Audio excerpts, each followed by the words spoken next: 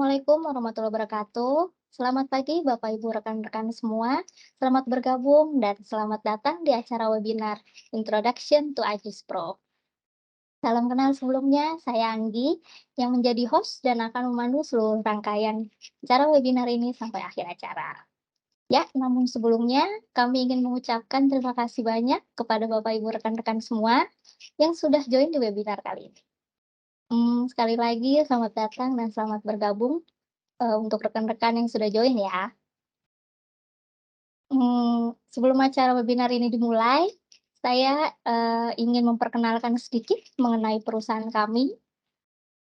Kami Geonet Infomedia, sebuah perusahaan yang bergerak di bidang G-Solution yang merupakan, eee, beberapa solusi seperti software, hardware, training, database, dan, aplikasi development, professional service, survei, dan mapping. Selain itu, kami juga merupakan authorized partner dari beberapa software seperti ArcGIS, Global Mapper, Avanza, New Century, DataIS, dan beberapa software lainnya. Jadi, Bapak Ibu, rekan-rekan semua, jika memiliki kebutuhan software atau solusi GIS geospasial, jangan sungkan-sungkan untuk menghubungi kami ya. Ya, baik Bapak Ibu rekan-rekan semua, selama beberapa waktu ke depan, kita akan mendapatkan paparan materi tentang pengenalan ArcGIS Pro yang merupakan generasi terbaru dari ArcGIS Desktop. Pada kesempatan ini, materi akan dibawakan oleh Mbak Vidya Anggari yang merupakan tim GIS Engineer di Geonet yang sudah berpengalaman dan dalam penggunaan software ArcGIS Pro. Selama sesi materi ini berlangsung, dimohon ya untuk Bapak Ibu semua untuk tetap mengaktifkan fitur mute di MS Team Bapak Ibu. Dan setelah akhir materi ini juga akan ada sesi Q&A. Jadi jika Bapak Ibu ada pertanyaan, silahkan nanti bisa disampaikan di chat box ya. Dan rekaman webinar ini akan tersedia di channel YouTube Geonet Media. Link YouTube dan e-sertifikat akan dikirimkan bersamaan ke email Bapak Ibu rekan-rekan yang terdaftar. Ya, dan langsung saja acara kita mulai ya. Kepada Mbak Vidya dipersilakan.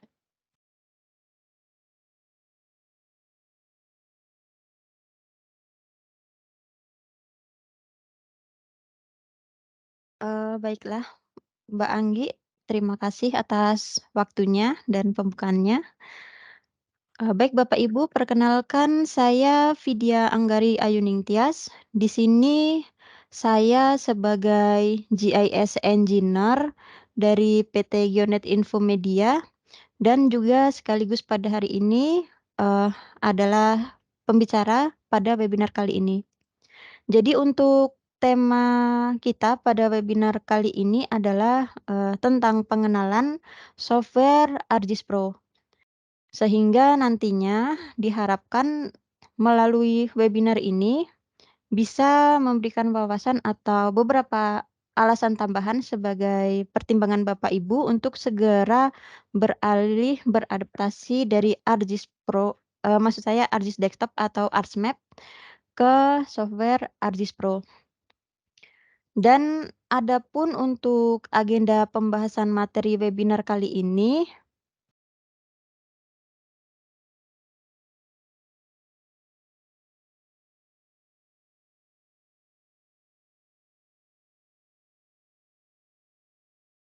nantinya akan kami sajikan sekilas secara singkat saja tentang GIS fundamental, lalu kemudian, sedikit histori singkat daripada GIS itu sendiri, lalu selanjutnya, kita akan mulai memasuki pada bagian pembahasan utama daripada webinar ini tentang GIS software, yakni, ArcGIS Pro, dan di akhir nanti akan ada sesi untuk tanya jawab apabila ada hal yang mungkin ingin Bapak Ibu tanyakan mengenai software ini.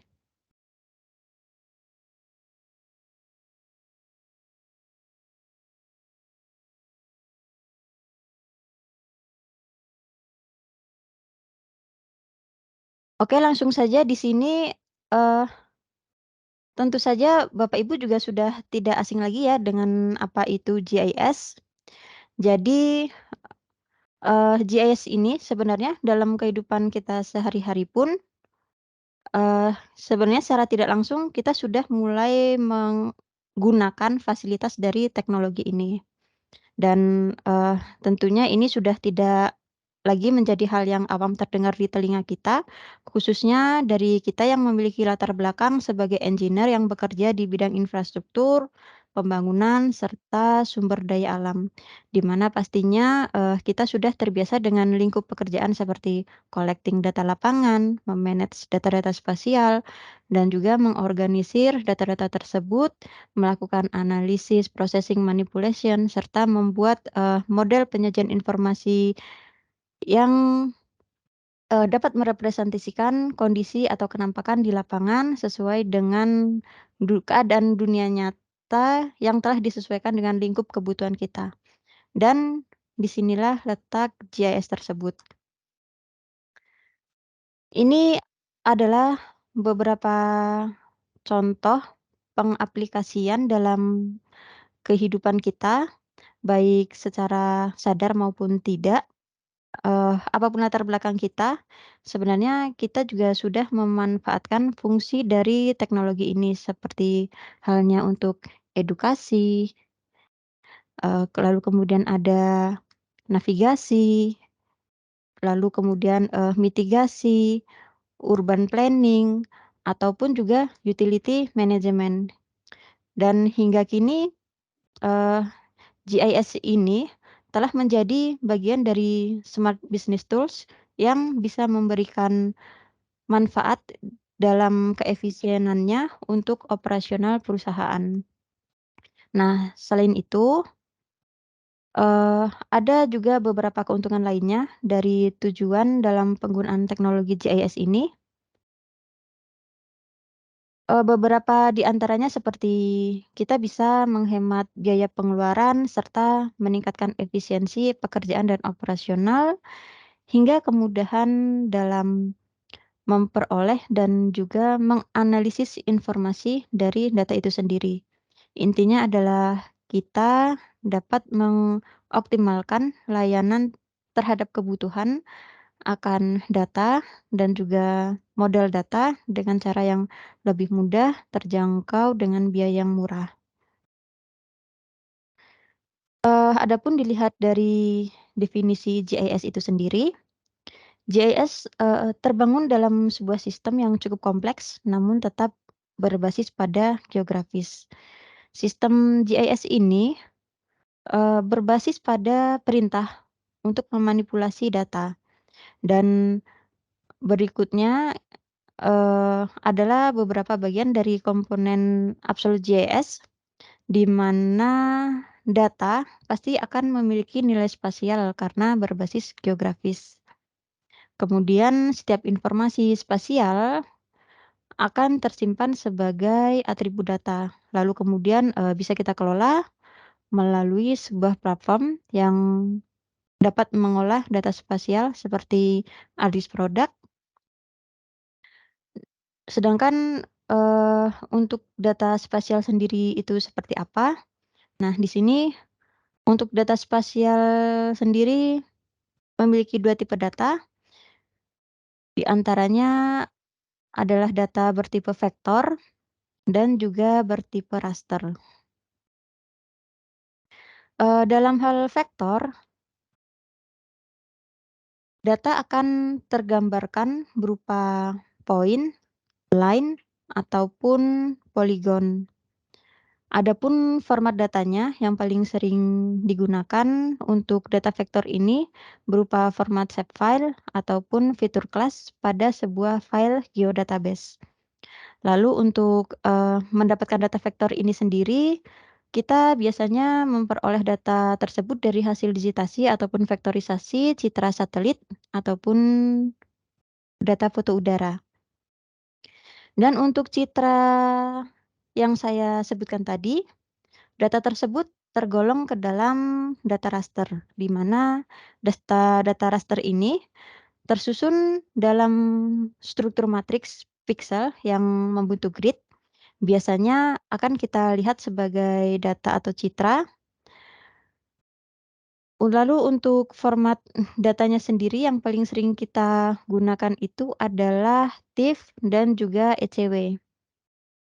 Sedangkan untuk sumber datanya di sini kita bisa peroleh dari citra satelit ataupun foto udara. Kemudian, GIS Scope sendiri selain spasial data dan atribut data, juga ada metadata yang di mana metadata ini akan memuat informasi tentang data itu sendiri, seperti satuan unit, proyeksi, dan sistem koordinat, ataupun informasi lain dari data tersebut.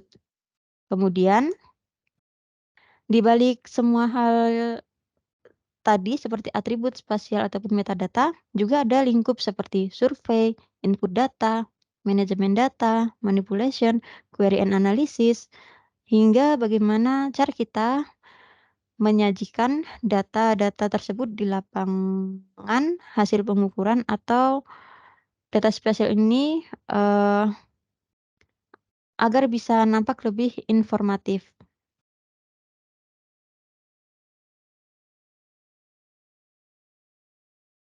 Lalu selanjutnya, di sini mari kita lihat sekilas informasi mengenai histori dari GIS ini sendiri seperti apa.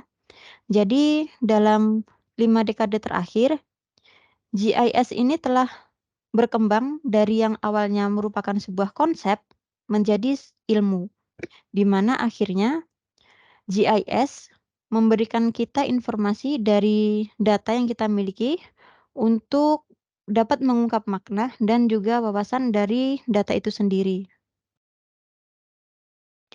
Lalu meskipun awalnya GIS ini dikembangkan dengan tujuan untuk mengefisiensikan pekerjaan pemetaan sumber daya alam, pada periode berikutnya GIS dikembangkan untuk meningkatkan kecepatan dan juga efisiensi daripada pengolahan data yang berbasis geografis. Juga dalam hal ini adalah overlay data.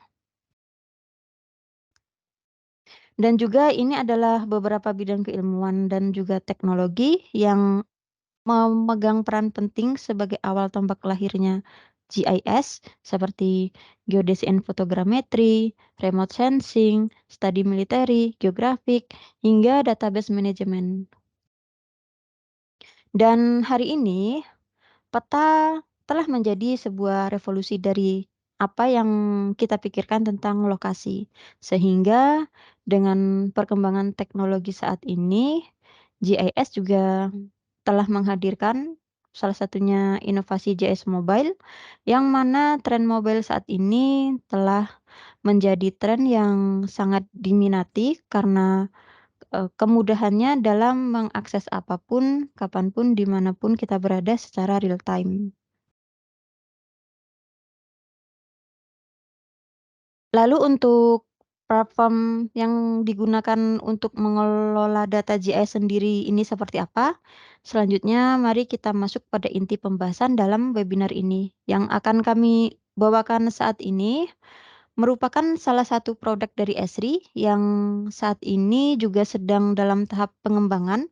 Namun secara kapabilitas masih sama seperti pada ArcGIS Desktop, di mana, ArcGIS Pro ini dia tetap dapat melakukan fungsi analisis spasial karena, hal itu, analisis spasial tersebut merupakan jantung dan juga jiwa dari ArcGIS itu sendiri. Jadi akan aneh jika ArcGIS Pro kehilangan fungsi kemampuan ini. Lalu juga dalam hal memproses data yang bersumber dari data imagery ataupun remote sensing, juga melakukan monitoring secara real time, ArcGIS Pro ini dapat mengakomodir kebutuhan tersebut. Lalu juga kemudian dalam hal peningkatan visualisasi data, baik secara 2 dimensi maupun 3 dimensi, juga kita bisa berbagi data tersebut dalam lingkup organisasi maupun lingkup publik. Dan berbicara tentang GIS produk ini, awalnya, eee, ArcGIS ini dikenal sebagai ArcInfo, pada tahun 1982 dan kemudian dikenal juga sebagai ArchView pada 1992. Lalu kemudian pada 1999, digabunglah antara ArchView dan ArchInfo ini dan dikenal sebagai ArcGIS Desktop.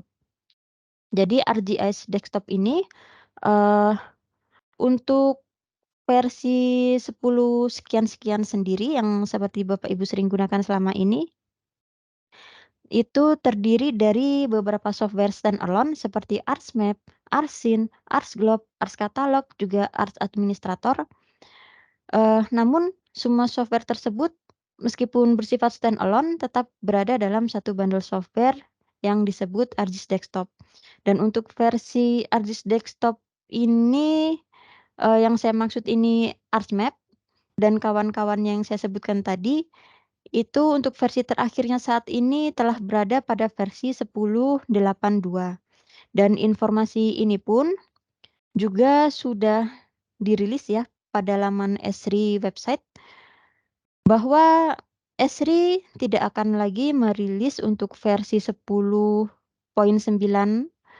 Jadi 10.82 ini merupakan versi terakhir dan, eee, hanya akan mendapatkan support dari Esri hingga 1 Maret 2026.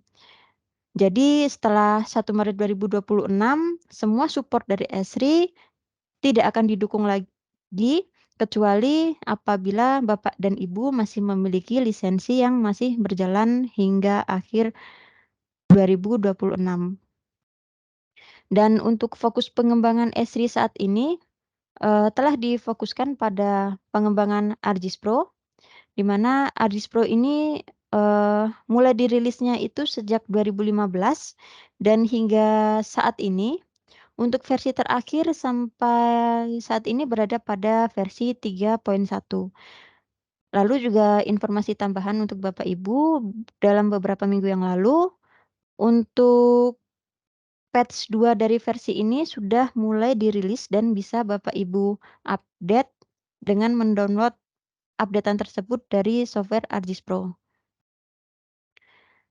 Lalu selanjutnya, mari kita lihat beberapa alasan mengapa kita perlu mulai beradaptasi dengan ArcGIS Pro ini. Jadi, secara infrastruktur, ArcGIS Pro sudah dibangun menggunakan versi 64 bit, sehingga ArcGIS Pro ini dapat berjalan secara maksimal dan juga bisa memanfaatkan kemampuan dari sistem operasi 64 bit yang lebih besar dibandingkan ArchMap, yang mana ArchMap ini dia dibangun dengan infrastruktur 32 bit, namun meskipun dijalankan pada operating system 64 bit, dia tidak dapat, beroperasi secara maksimal pada perangkat device 64 bit. Karena memang, konsumsi dari ArchMap sendiri ini dia dibatasi sekitar 3 hingga 4 giga, sedangkan konsumsi penggunaan RAM dari ArcGIS Pro ini dia lebih besar dibanding ArchMap, hingga bisa puluhan gigabyte. Sehingga memungkinkan si ArcGIS Pro ini dapat memproses data dalam jumlah yang besar. Lalu kemudian, dari sisi UI, ArcGIS Pro juga sudah dikembangkan dengan desain yang lebih modern dibandingkan ArchMap yang masih bergaya klasik, dan desain dengan tampilan yang lebih sederhana juga dari ArchMap dengan fitur Search and Query Tools yang Bapak Ibu mudah untuk mengakses fitur Search and Query Tools tersebut. Juga dengan ArcGIS Pro ini Bapak Ibu akan bisa memperoleh pengalaman 2 dimensi, juga 3 dimensi yang sebelumnya tidak bisa kita temukan pada versi ArcGIS Desktop atau ArchMap sebelumnya, di mana untuk 2 dimensi dan 3 dimensi itu berbeda platform, meskipun masih sama-sama ArcGIS produk. Lalu juga, ArcGIS Pro ini dia sudah memiliki peningkatan dalam hal layout-nya, juga dalam kapabilitasnya untuk integrasi dengan GeoAnalytics server, itu juga sudah didukung oleh ArcGIS Pro ini, sehingga kita dengan mudah bisa memproses big data dan juga bisa mengakses kemampuan analisis untuk ArcGIS Enterprise. Lalu selanjutnya, apa saja sih yang terbaru dari ArcGIS Pro versi 3.1 Pad 1 ini? Jadi dalam hal katalog layers, kita ini hanya saya tampilkan beberapa saja yang terbaru di versi ArcGIS Pro 3.1.1 ya.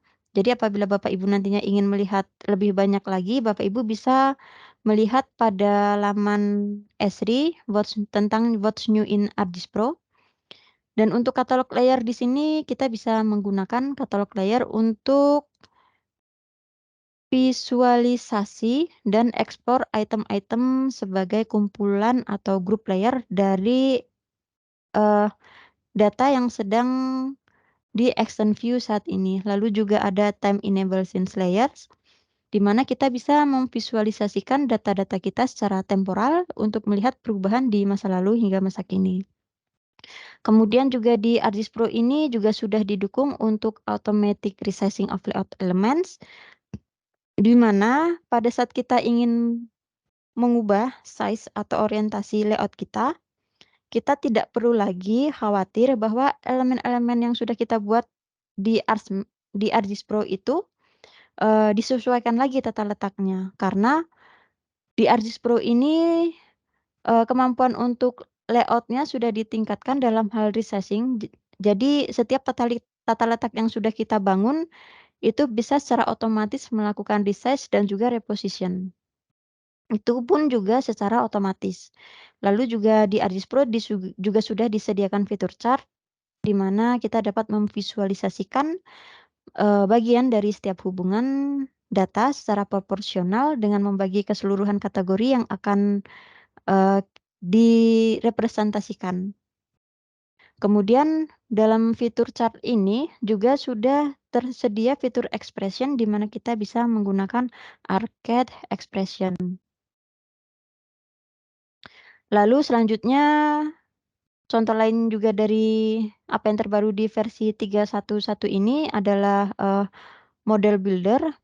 Di sini untuk model builder sudah tersedia fitur untuk mengexpand atau meminimize toolbar, dan meskipun fungsi toolbar ini kita minimize, kita tetap dapat menjalankan fungsi running.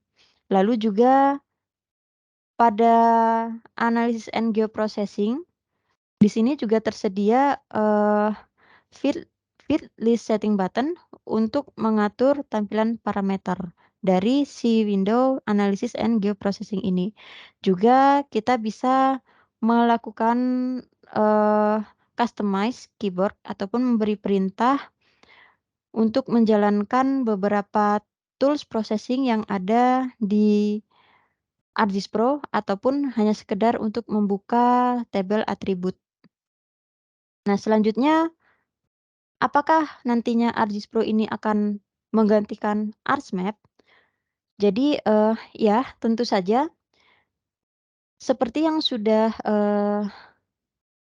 saya sampaikan di awal tadi, karena hal ini pun juga sudah dikonfirmasi oleh Esri sendiri, bahwa nantinya ArcGIS Pro pada akhirnya akan menggantikan ArcMap, di mana rilis terakhir saat ini telah berada pada versi 10.8.2, tepatnya pada 1 Maret 2026. Esri tidak akan lagi memberikan dukungan terhadap ArcMap.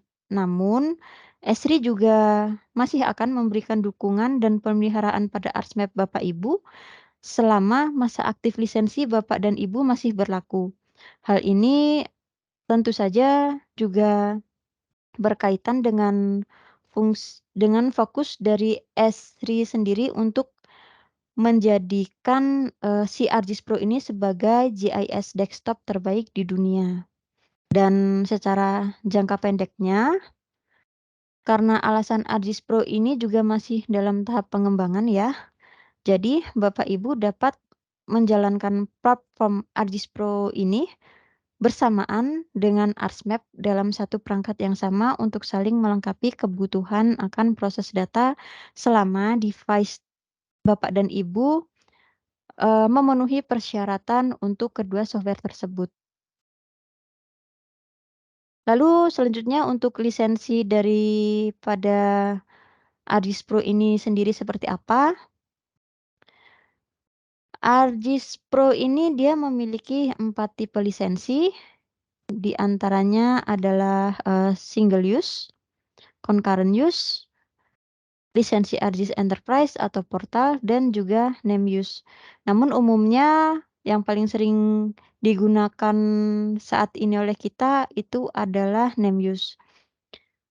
Untuk tipe lisensi single use sendiri ini dan juga concurrent use, Bapak Ibu tidak memerlukan koneksi internet ya untuk mengaktifkan software ini.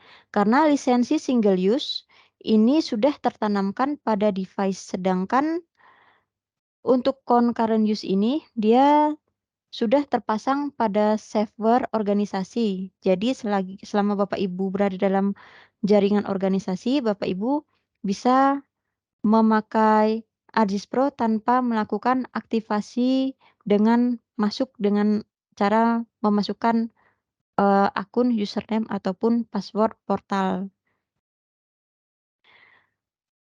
Nah, demikian juga dengan lisensi ArcGIS Pro yang bertipe ArcGIS Enterprise Portal ini. Jadi ketiga tipe lisensi ini, tetap akan membutuhkan file lisensi yang nantinya terpasang baik pada server ataupun pada device. Namun bedanya untuk ArcGIS Enterprise Portal ini dia tetap membutuhkan akun, username, dan password, portal enterprise kita. Dan mekanismenya si lisensi ArcGIS Enterprise ini dia sama seperti name use. Di mana, jika Bapak Ibu memiliki tipe lisensi name use, Bapak Ibu perlu untuk menautkan akun dari portal ArcGIS Online Bapak Ibu untuk dapat mengaktifkan ArcGIS Pro Bapak Ibu, dan itu berarti Bapak Ibu memang akan memerlukan koneksi internet. Dalam hal ini, jika jaringan atau koneksi Bapak Ibu terputus, Bapak Ibu akan diberikan waktu selama 60 menit untuk melakukan save project terhadap project pekerjaan Bapak Ibu di ArcGIS Pro. Dan juga apabila tiba-tiba Bapak Ibu kehilangan jaringan internet Bapak Ibu, diharapkan dalam waktu 24 jam tidak menutup, aplikasi ArcGIS Pro ini, karena nantinya ketika Bapak Ibu ingin membuka lagi aplikasi ini, akan diperlukan autorisasi agar bisa mengaktifkan lisensi daripada si ArcGIS Pro ini. Selanjutnya ArcGIS Pro ini dia dikontrol oleh name user account yang tertaut dengan portal ArcGIS Online maupun ArcGIS Enterprise. Jadi dalam kategori Enterprise, user dap me bisa memiliki predikat sebagai administrator, dan jika apabila user tersebut memiliki, privilege sebagai administrator, user tersebut dapat memberikan hak akses pada masing-masing user dalam organisasi, juga mengontrol setiap level beserta ekstensi yang diizinkan atau hak akses terhadap user tersebut sesuai dengan kebutuhannya. Lalu selanjutnya, selain tipe lisensi, ArcGIS Pro ini juga memiliki level lisensi, sama halnya seperti ArcMap, di mana setiap level lisensi ini akan memiliki kapabilitas yang berbeda, terutama dalam penggunaan tools-tools geoprocessing-nya. Nah, ini adalah, contoh dari level lisensi yang dimiliki oleh ArcGIS Pro. Untuk informasi lengkapnya dapat Bapak Ibu lihat pada laman Esri mengenai license level ARJIS Pro. Dan sebagai contoh di sini yang saya tampilkan yang hanya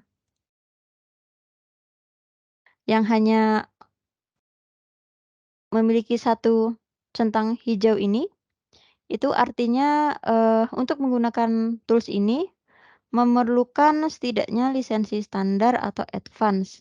Lalu kemudian jika terdiri dari, 2 centang hijau pada 2 kolom seperti ini, setidaknya Bapak Ibu memerlukan satu lisensi untuk, seperti lisensi standar ataupun advance untuk dapat menggunakan tools tersebut.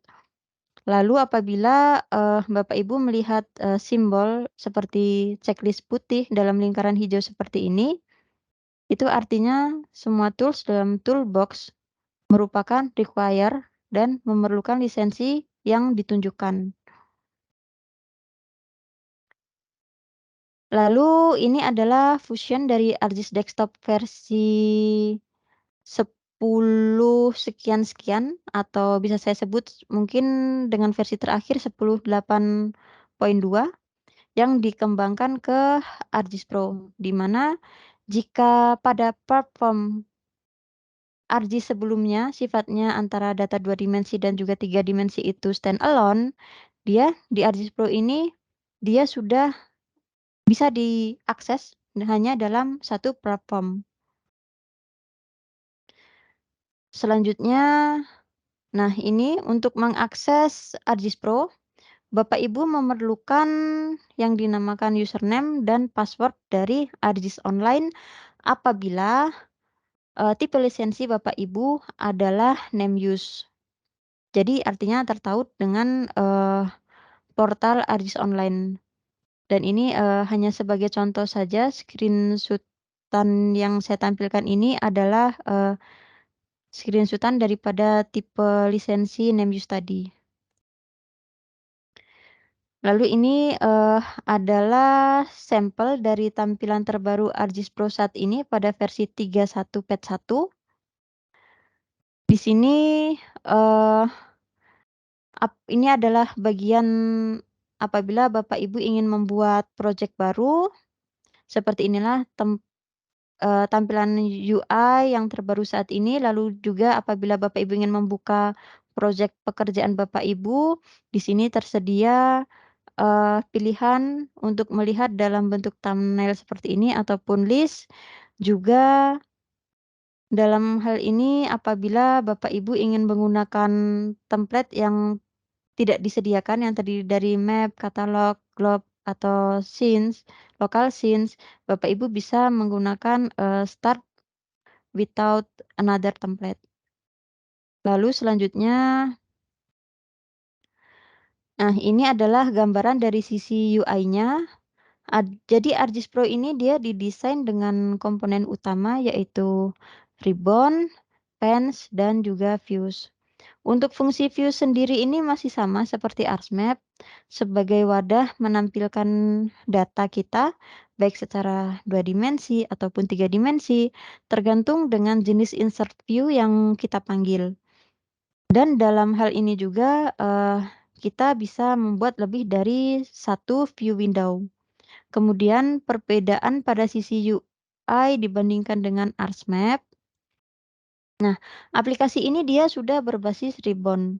Jadi, sudah banyak tools yang tersedia di bagian atas dari aplikasi tersebut.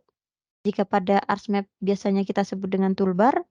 Nah, ini hampir seluruh tools pada toolbar ArcMap telah dirombak dan di-grup seperti ini atau dikelompokkan berdasarkan fungsinya pada pengembangan ArcGIS Pro ini. Dan ini adalah, salah satu konsep desain yang diusung oleh ArcGIS Pro sendiri dengan menggunakan konsep yang mirip seperti Microsoft Office. Lalu juga di ArcGIS Pro ini memang tersedia tab-tab default, namun, eee, tab-tab ini juga bisa kita lakukan customize lagi dengan menambahkan, tools-tools yang paling sering kita gunakan. Lalu juga perbedaan lainnya dalam ADIS Pro ini nanti, akan kita lihat pada slide berikutnya. Nah, ini, adalah contoh kustomisasi dari tab pada ADIS Pro, di mana di sini, saya coba untuk membuat satu lagi tab custom dan hanya memasukkan beberapa tools yang mungkin paling sering saya gunakan. Lalu juga, ini adalah, pens daripada si ADIS Pro itu sendiri. Juga sebenarnya, untuk fungsi pens ini masih sama dia seperti Artsmap untuk menampilkan konten ataupun katalog. Namun, eee, pada fungsi katalog pen di sini akan sedikit berbeda karena dalam hal katalog di sini kita bukan hanya bisa membuka project saja, tapi juga kita bisa membuka semua fitur service data kita yang tersimpan di portal ARJIS Online maupun ARJIS Enterprise kita, seperti ini. Nah, ini adalah, contoh fitur service yang tersedia di ARJIS Online. Lalu juga nah ini adalah fungsi lain dari pen yang saya maksud tadi. Fungsi lainnya ini jika pada Artsmap untuk melakukan geoprocessing, setiap parameter-parameter, yang diperlukan untuk melakukan suatu proses akan tersedia dalam bentuk window processing. Nah, di ARJIS Pro ini untuk fitur window processing tersebut, sudah dipindah ke dalam bentuk pen seperti ini. Jadi dalam satu pens akan memiliki beberapa fungsi seperti ini. Seperti yang saya contohkan ini adalah melakukan konfigurasi untuk simbologi. Nah, di sini bisa terlihat, dalam satu pen ini bisa kita lakukan beberapa konfigurasi di setiap parameternya. Lalu juga ARDIS Pro ini dia sangat dinamis sekali dibanding Artsmap, sehingga kita bisa menyesuaikan kembali tampilan tata letak project kita karena sifatnya itu dockable window. Jadi bisa kita atur-atur, tampilan jendela map-nya sesuai kebutuhan kita.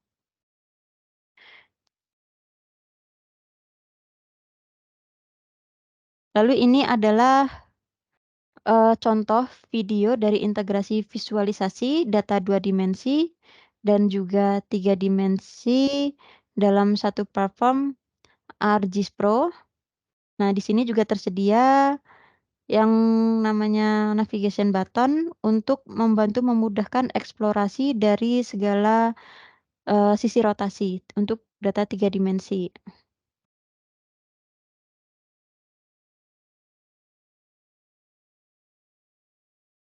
Nah, kira-kira seperti ini, kita juga bisa menggunakan fungsi scroll mouse ataupun juga, tombol panah yang ada di keyboard.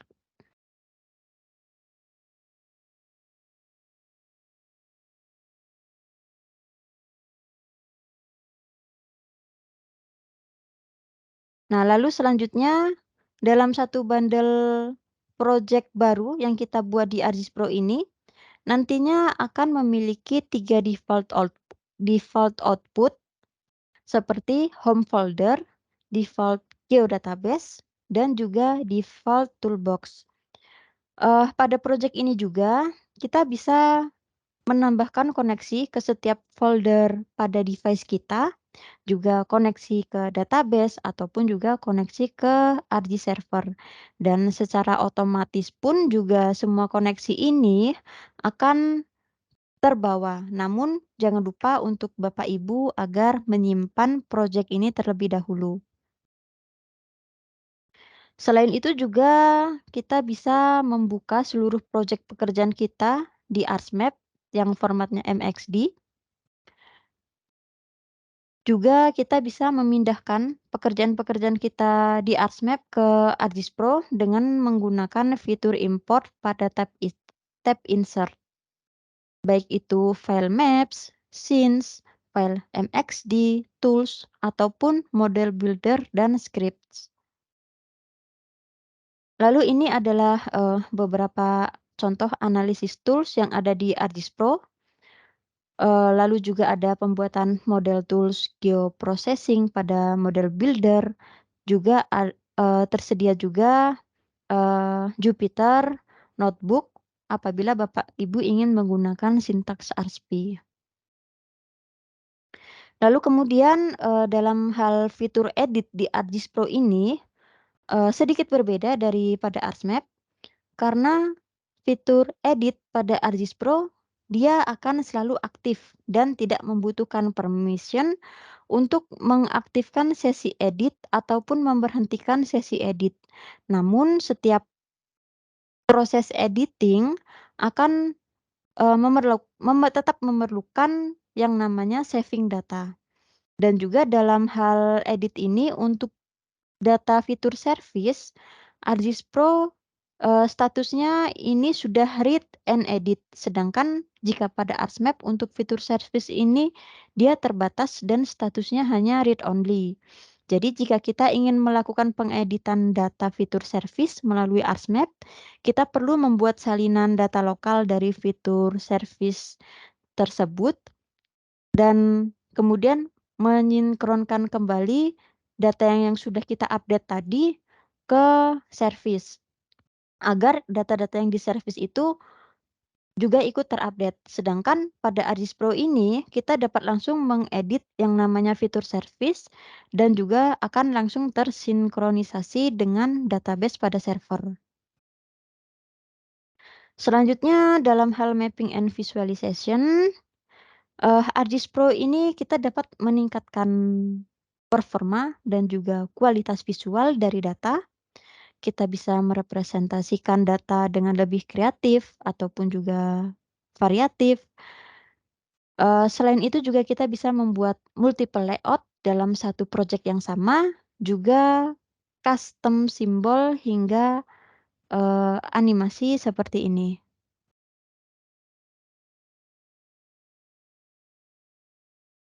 Nah, maksud saya, video animasi seperti ini.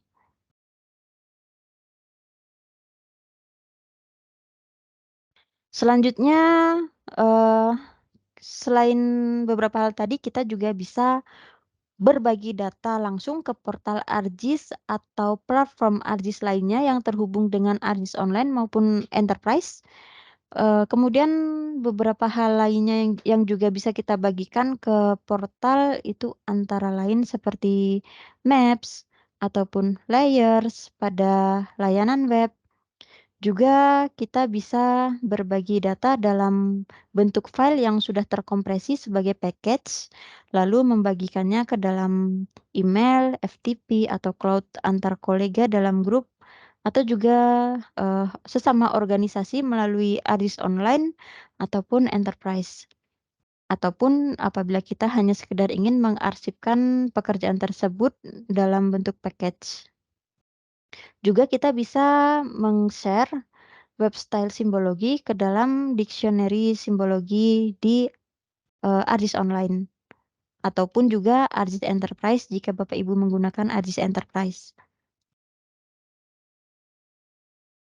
Dan sebelum kita masuk pada, bagian terakhir, di sini ingin saya sampaikan kepada Bapak Ibu, apabila Bapak Ibu ingin mencoba layanan free trial dari ArcGIS Pro ini, Bapak Ibu dapat mengakses pada laman ArcGIS Online Free Trial untuk mendapatkan akun trial yang akan aktif selama 21 hari.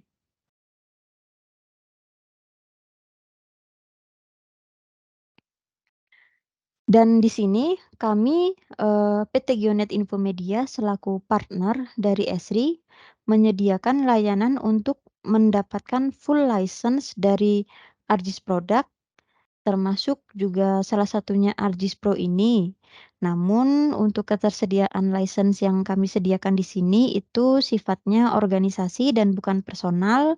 Jadi apabila Bapak Ibu mungkin membutuhkan license seperti single use ataupun concurrent use, Bapak Ibu dapat menghubungi kami melalui email sales dan support kami dan tim support kami pada, email yang tertera di slide ini. Dan, apabila kebutuhan lisensi Bapak Ibu itu sifatnya personal, Bapak Ibu dapat melakukan pembelian langsung pada laman Esri dengan melakukan, eee, pembayaran kredit.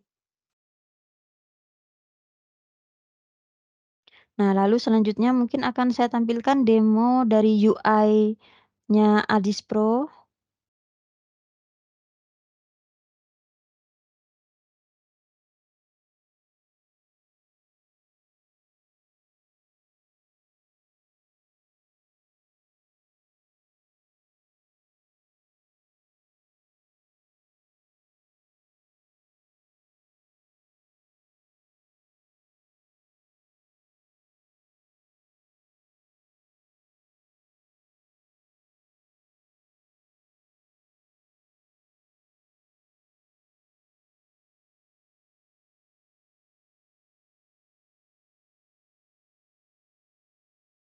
Oke, Bapak Ibu, jadi ini, adalah tampilan dari ArcGIS Pro saat ini. Nah, di sini, sudah tersedia tab-tab yang di mana setiap tab ini sudah terdiri dari, tools-tools atau fitur geoprocessing yang sudah dikelompokkan berdasarkan fungsinya, dan setiap tab pada ArcGIS Pro ini, dia bisa berubah menambahkan tab baru seperti ini, menyesuaikan dengan, tipe data kita, seperti ini. Jadi, ArcGIS Pro ini juga bisa memudahkan kita dalam penggunaan setiap fitur processing-nya, menyesuaikan dengan, tipe data kita.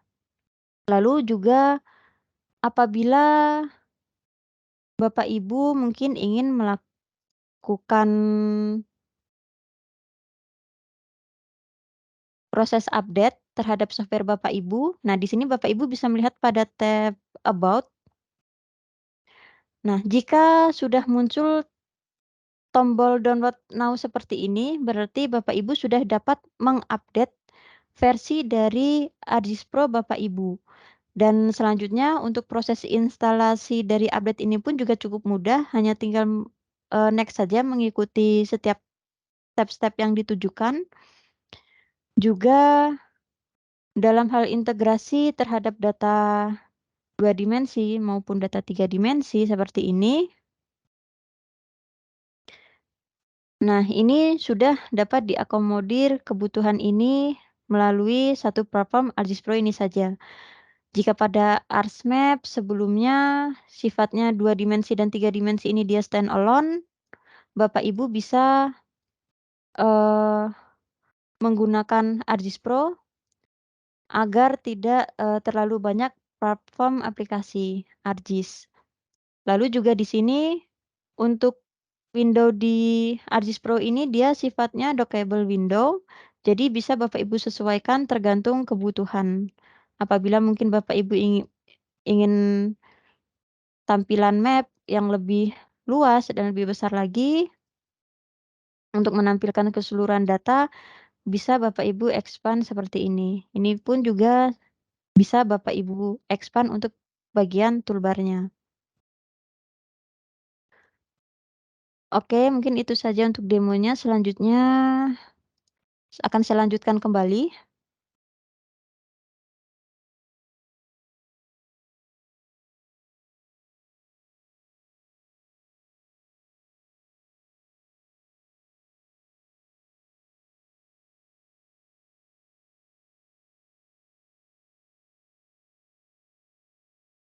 Jadi, saat ini Bapak Ibu, saat ini itu sudah, banyak pengguna ArcMap yang telah mulai beralih dari dari ArcMap ke ArcGIS Pro dan sudah mulai beradaptasi. Dan untuk, eee, ArcGIS Pro ini, sebelum saya tampilkan summary-nya mungkin, akan saya jelaskan sedikit tentang, eee, beberapa, kenapa sih kita secara umum saja kenapa sih kita memerlukan ArcGIS ini. Jadi ARGIS Pro seperti yang Bapak Ibu sudah lihat tadi, dia sudah, terintegrasi erat dengan platform ARGIS lainnya. Mungkin di awal pemakaian akan terasa sedikit canggung apabila Bapak Ibu menggunakan ARGIS Pro, apalagi jika Bapak Ibu mungkin sudah terbiasa menggunakan ARSmap selama puluhan tahun, itu, Bapak Ibu mungkin akan sedikit memerlukan waktu untuk bisa terbiasa dengan ARGIS Pro. Namun apabila nantinya Bapak Ibu sudah terbiasa dengan ARGIS Pro ini, Bapak Ibu akan merasakan manfaat yang lebih powerful lagi dengan software ini ketimbang ARSmap. Dan sebelum saya kembalikan ke host kita, di sini ingin saya review kembali beberapa poin pada webinar ini, alasan mengapa kita harus memulai beradaptasi dengan, produk terbaru Esri yang satu ini. Di sini saya tekankan kembali ya Pak, Bu, nantinya setelah 1 Maret 2026, Esri tidak akan lagi melakukan support atau memberikan support ARSmap dan ARSmap akan discontinue pada 1 Maret 2026. Namun Esri masih akan tetap memberikan dukungan untuk ARSmap selama masa aktif lisensi masih berlaku. Saat ini ARGIS juga dapat berjalan bersamaan dengan ARSmap dalam satu perangkat yang sama, selama syarat device untuk kedua software tersebut terpenuhi. Dan memang, ARGIS Pro ini dia memiliki spesifikasi device yang lebih tinggi ketimbang ARSmap. Sehingga ARGIS Pro ini, dapat mengolah data dalam jumlah yang lebih besar dalam lingkup GeoAnalytics server. Juga dengan ARGIS Pro ini Bapak dan Ibu, bisa mendapatkan pengalaman dari 2 dimensi dan explore 3 dimensi yang tidak akan Bapak Ibu temukan pada ARSmap. Juga pengalaman dalam hal fitur service, dalam layanan portal online maupun enterprise, dan juga dalam hal, menghasilkan output data dengan tampilan layout ataupun WebGIS yang lebih maksimal. Juga, terakhir apabila Bapak Ibu mungkin bekerja dengan jenis pekerjaan yang berhubungan dengan database, layanan publish dan juga register database pada portal ARGIS Enterprise. Untuk versi ARGIS Enterprise terbaru yang saat ini, mulai dari versi 11 dan di atasnya 11, itu proses publishing dan register database hanya dapat dilakukan melalui ARGIS Pro saja. Dan ARSmap sudah tidak lagi mendukung untuk kapabilitas ini. Jadi saat ini, sangat kami rekomendasikan kepada Bapak dan Ibu untuk memulai sedikit demi sedikit melakukan peralihan pekerjaan dari ARSmap ke ARGIS Pro. Oke, itu tadi presentasi dari saya. Untuk selanjutnya akan saya kembalikan ke Mbak Anggi. Silakan, Mbak.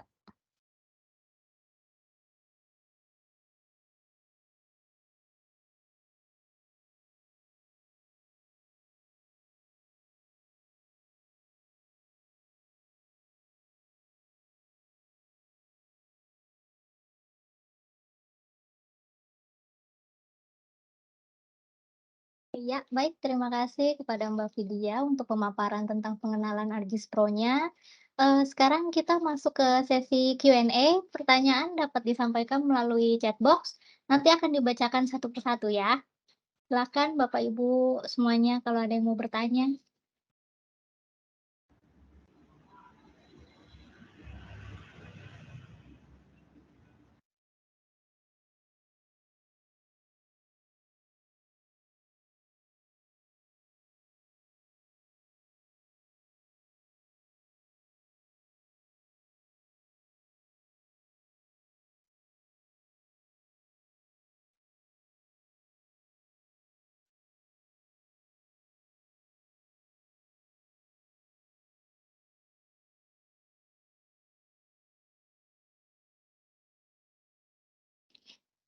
Ya, wow, wow.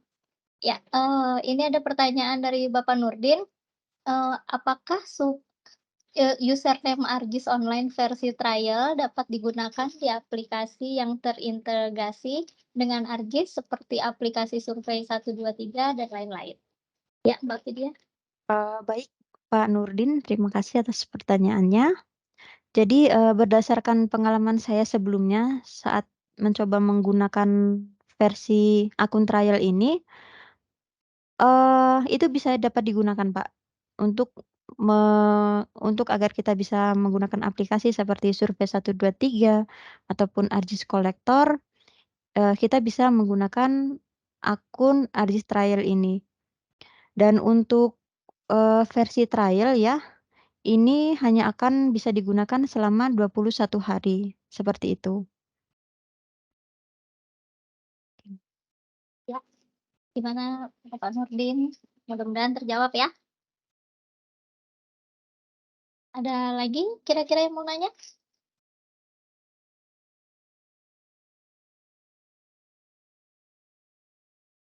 Ad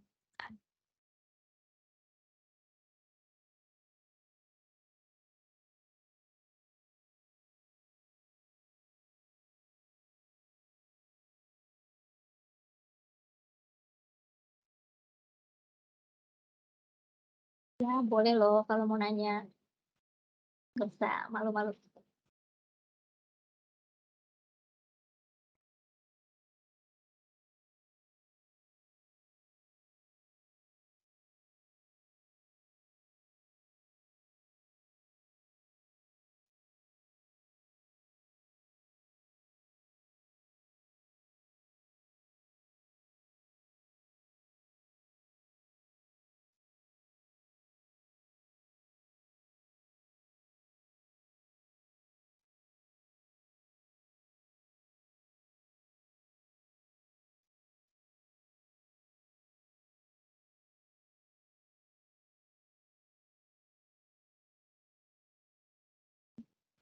Kayaknya udah pada paham ya semuanya ya, atau penjelasannya Mbak Vidya sudah terlalu lengkap ya? Jadinya nggak ada yang nanya. Nggak apa-apa, boleh kalau masih ada yang mau nanya ditunggu ya.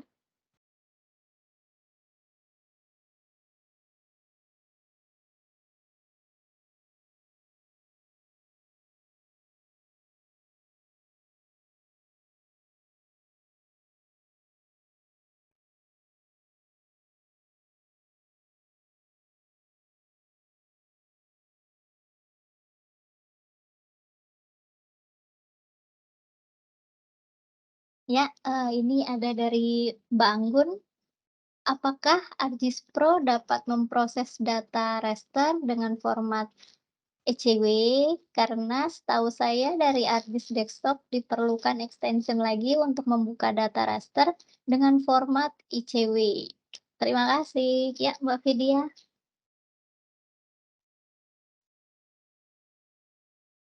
Baik Ibu Anggun, terima kasih atas pertanyaannya. Jadi, apakah ArcGIS Pro ini dapat memproses data raster dengan format ECW?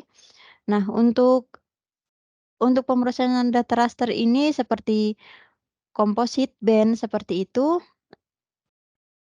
Nah, Bapak Ibu juga bisa, eee, menggunakan maksudnya di ArcGIS Pro itu juga sudah tersedia fitur tersebut. Jadi intinya Bapak Ibu bisa menggunakan ArcGIS Pro untuk hanya sekedar memproses data ECW seperti itu. Atau mungkin juga melakukan clipping raster, juga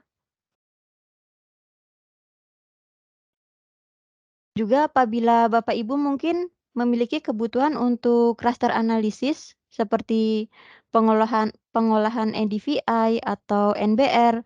Nah, itu Bapak Ibu juga bisa menggunakan ArcGIS Pro karena fitur-fitur tersebut juga sudah tersedia di ArcGIS Pro ini, seperti itu.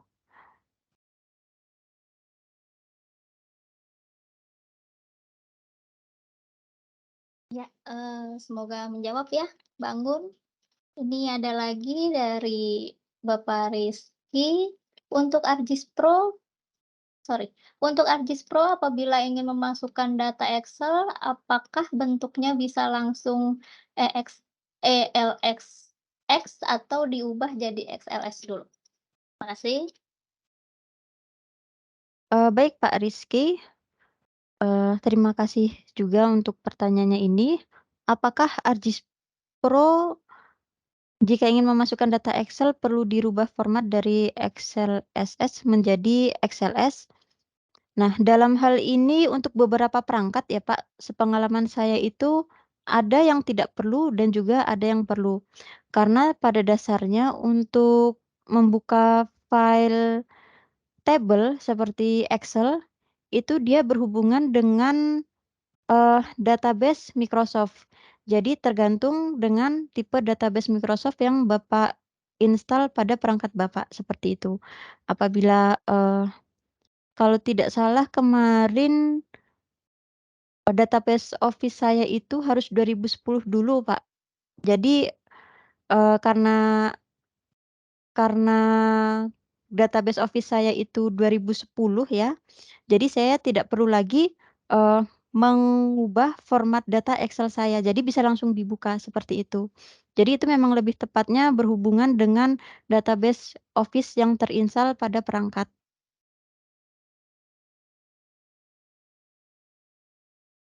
Ya, semoga terjawab ya Bapak Rizky.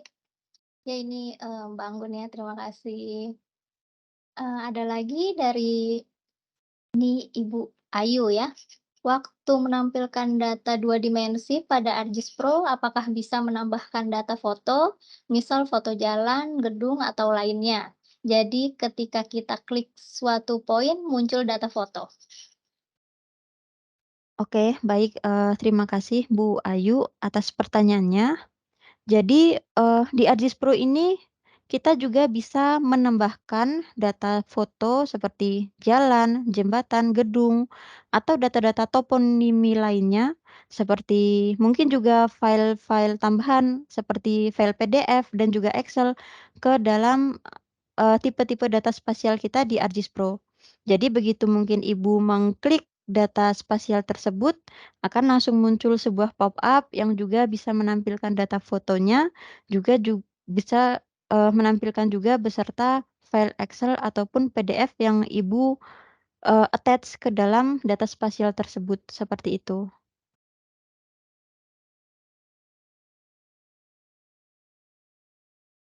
Ya, semoga terjawab. Ada lagi dari Bapak Firdaus, apakah pembuatan 3G modeling bisa menggunakan ArcGIS Pro? Sejauh ini ya Pak, untuk Bapak Firdaus ya, sejauh ini dalam pembuatan 3D modeling, bisa kita lakukan di ArcGIS Pro.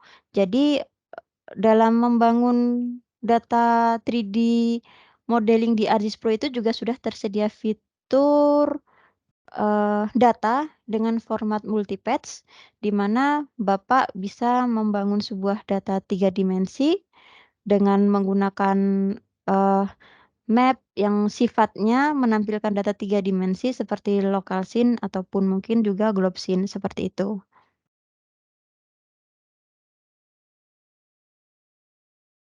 Ya, semoga menjawab Bapak Firdaus ya. Nih ya, dari Mbak Ayu ya. Oke, makasih penjelasannya Mbak Vidya. Ya, mungkin ada lagi yang mau ditanyakan? Bisa? Ya, ini ada lagi dari Bapak Nurdin. Pada saat mempublish keadaan database seperti SQL atau Postgre, adakah konfigurat yang dilakukan? Terima kasih. Baik Pak Nurdin, terima kasih atas pertanyaannya. Ini teknis sekali ya Pak pertanyaannya, tapi, bisa saya jawab sih di sini sedikit secara umumnya saja. Jika mengenai konfigurasi publishing database seperti SQL ataupun Postgre, itu memang akan perlu kita lakukan, Pak, di ArcGIS Pro. Baik ArcGIS Pro ataupun ArcMap sama-sama memerlukan konfigurasi sebelum kita mempublish data tersebut ke portal, seperti itu.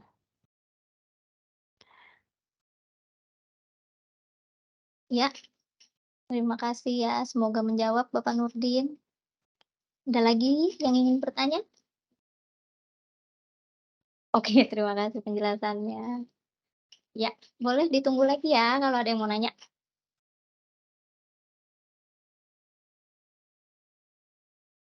Ya, sepertinya Sudah jelas ya semuanya ya?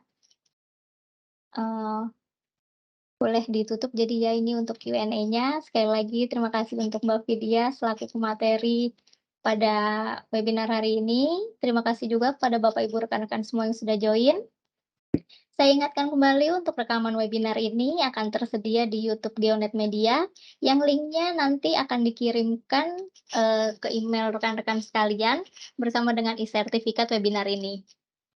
Jika ada pertanyaan tambahan nanti dapat langsung disampaikan di sales officer kami di email sales@geonet.co.id. Namun sebelum mengakhiri rangkaian acara webinar ini, kami ingatkan lagi, kepada Bapak, Ibu, rekan-rekan semua, dimohon dapat mengisi survei atau kuesioner mengenai pelaksanaan webinar Geonet ini, agar ke depannya nanti kami dapat meningkatkan kualitas, yang lebih baik dan nanti, untuk e-sertifikat juga, dari mengisi kuesioner ini ya, nanti linknya saya kasih.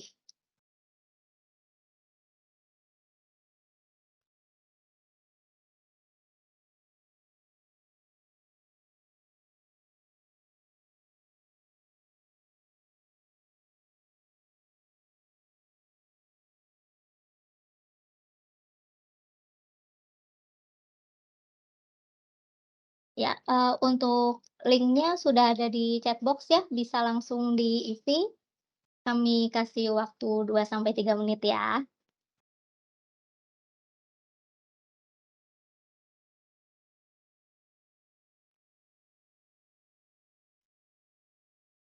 Ya akhirnya kami pamit undur diri, terima kasih atas perhatiannya, selamat siang dan sampai jumpa di webinar Geonet, berikutnya. Assalamualaikum warahmatullahi wabarakatuh. Terima kasih semuanya.